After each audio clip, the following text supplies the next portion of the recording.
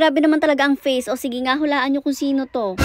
O diba, medyo mahirap hulaan talaga kasi isa nga to sa ating mga hotdog na sunog. At bihira nyo nga sila makita na nililiguan talaga. Kaya naman, hindi nyo rin talaga alam yung face nila kapag basa. Kasi nga talaga nagmumukha sila mga basang sisiw tagiba mga face nila kapag sila'y naliligo. At ito mga young adults nga nakaschedule natin for ligo today. At una na nga natin, itong si Bordags. Pero syempre, gaya nga na ginagawa natin sa iba natin mga pack members na pinaliliguan, pinalalabas nga muna natin sila. And as expected, hirap na hirap nga tayo magtali dito kay Bordags kasi naman nga napakalikot talaga. Nasuotan na nga siya dito, kaso natanggal nga agad dahil umatras siya. Tapos dito naman talaga nagpapahabol pa siya sa kuya niya. O diba, pahirap na talaga magtali. Buti na lang na-shoot agad ni Kuya Sermier at ayan, hinigpitan niya nga agad para hindi siya makawala pa. Kaso kinagat naman niya yung tali niya. Grabe talaga mga kalokohan, walang tigil. Kaya pa pinalabas na nga rin siya. Ayan, medyo may araw nga sa labas pero hindi naman talaga totally mainit. Medyo umihila nga siya noong umpisa pero nung nagtakbuhan na nga sila ng kuya niya, tumakbo na rin nga siya at grabe napakabilis din naman. Parang medyo patalon nga rin yung takbo niya pero hindi naman kagaya nung kay Rocky na talagang tumatalon-talon na parang bunny. Dapat nga sa harap lang sila ng mansion mag-run pero nakaabot pa nga talaga sila dito sa dulo. Tingnan si Bordags talagang todo kagat pa rin ang leash niya. Mukhang hindi nga siya approve na naka-leash siya. Mas gusto niya yata talaga yung off-leash. Pero syempre pag ganito naman kalikot at puro kalokohan ang nalalaman, di mo pwede talagang i-off-leash. Nung papasok na nga nahirapan pa rin talaga sa kanya yung kuya niya kasi kahit anong hila nga ayaw niya talagang pumasok. Kinailangan pa siyang i-push. Hindi rin nga kasi talaga siya pwedeng mag-stay pa sa labas ng matagal kasi nga baka abutan na siya ng init. At talaga kahit sa papasok sa loob ng mansion ayaw niya.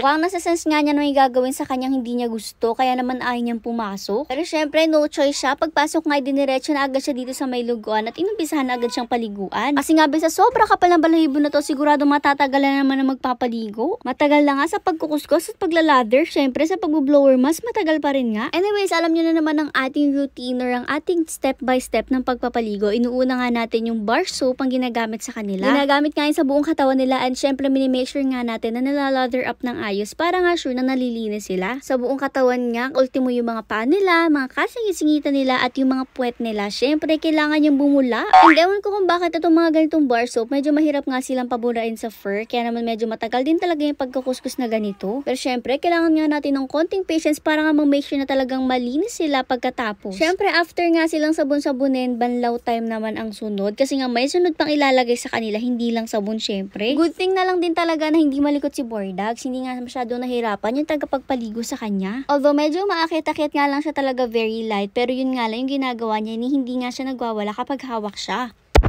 Anyways, for step number 2, dito naman tayo sa shampoo at muntik na nga hindi magkasya kay Bordags. Charis, marami pa naman tayong stocks ng shampoo. Talaga nga yung maliliit na shampoo na ganito, pang 2 hanggang 3 pack members nga lang ang magagamitan. Siyempre, kasi nga hindi natin pwedeng tipidin yung mga to sa sobrang kapal na balahibo nila. Anyways, kita nyo naman ang ginawa natin, dinilute nga po natin yung shampoo sa water. Tapos saka nga po natin unti-unting binuhos sa katawan nila. Siyempre, hindi lang sa katawan, pati sa sahig. Ay nako, grabe naman, nagbaha na nga po. Sinampuhan na nga po pati sahig, grabe naman. Ganyan nga kasi nangyayari kapag umaakit-akit nga sila dito sa ibabaw kasi nga syempre yung tubig talagang lumalabas at tumutulo. Kaya kung mapapansin nyo kapag lalabas sila dito, dahan-dahan nga yung tagabuhat sa kanila para nga hindi sila madalas parehas. Anyways, after shampoo, banlaw na nga po yan and after banlaw ay blower time na. Ito matagal din talaga kasi kakaiba din yung balahibo nitong si Bordags. Pero syempre kailangan nga 100% dry bago natin siya tigilan para baka iwas din nga tayo sa mga skin problems kasi nga kapag hindi sila natuyo ng maayos, maaaring mag-cause yun ng mga skin problems sa kanila. And yes, for double coated po na dogs, we have to make sure na natutuyo sila ng maayos. Kasi nga po maaaring hindi matuyo yung balahibo nila na malapit sa scalp at mag-cause ng mga skin problems. Anyways, after nga po i-blower itong si Bordags, ito na nga pong itsura niya, o diba? Poging-pogi pa rin. Talaga nga nawala lang yung lakit-lakit sa balahibo niya pero so far ganun pa rin nga yung itsura niya para pa rin cloud. Syempre, hindi nga natin makakalimutan ng ating pakulon na talagang tinatakbuhan nila palagi. At ito na nga si Bordags nang ulit na dito sa loob pagpasok niya pero yun na nga nakaligo na siya.